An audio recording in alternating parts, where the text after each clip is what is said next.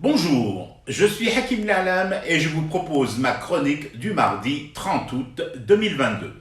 Elle s'intitule Moi, mon hamac et les 69 positions du manuel du parfait rentier. Ce que je fais, ça se voit, non? Il n'y a pas besoin de sortir de l'Académie interarmes de Cherchel pour le comprendre. Je réajuste les attaches, sangles et cordes de mon hamac, pardi.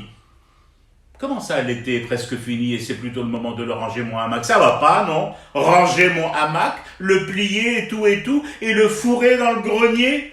Jamais de la vie, mon ami.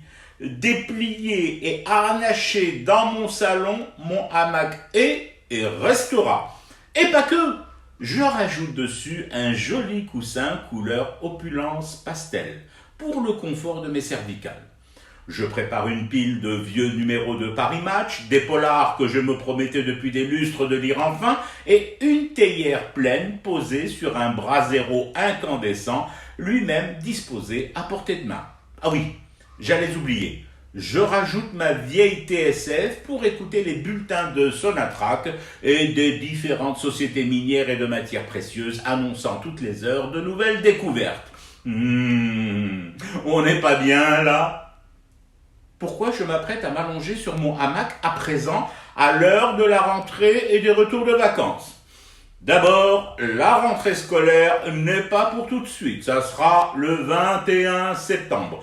Et je te le signale, au cas où tu ne l'aurais pas remarqué, que je ne suis pas particulièrement concerné par cette affaire, au moins depuis la sortie des téléviseurs CT2 couleur dotés d'une télécommande.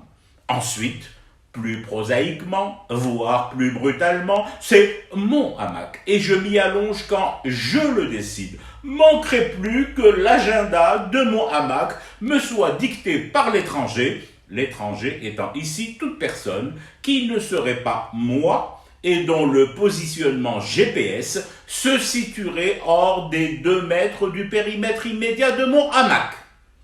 Oui, bon, puisque tu le demandes gentiment, je peux enfin t'expliquer pourquoi je ne range surtout pas mon hamac. Et bien au contraire, je m'allonge dessus voluptueusement.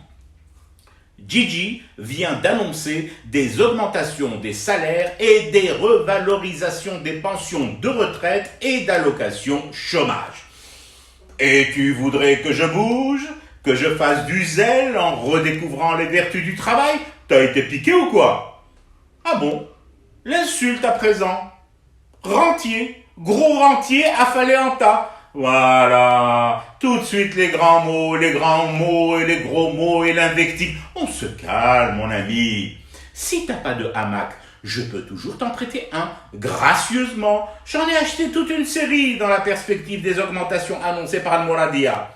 Oui, bien sûr que ça aussi, tu pourras le faire une fois juché sur ton hamac. Il est déjà sur le brasero, sous le hamac, à ta droite. Bon, maintenant, si t'es gaucher, tu pourras toujours fournir un effort surhumain en déplaçant de quelques centimètres à peine le brasero sur ta gauche. Et ensuite, à toi, la volupté de fumer du thé pour rester éveillé au cauchemar des anti-hamacs qui ont le seum. C'était Hakim Lalam, je vous retrouve demain pour une autre chronique et une autre façon de dire son amour à l'Algérie.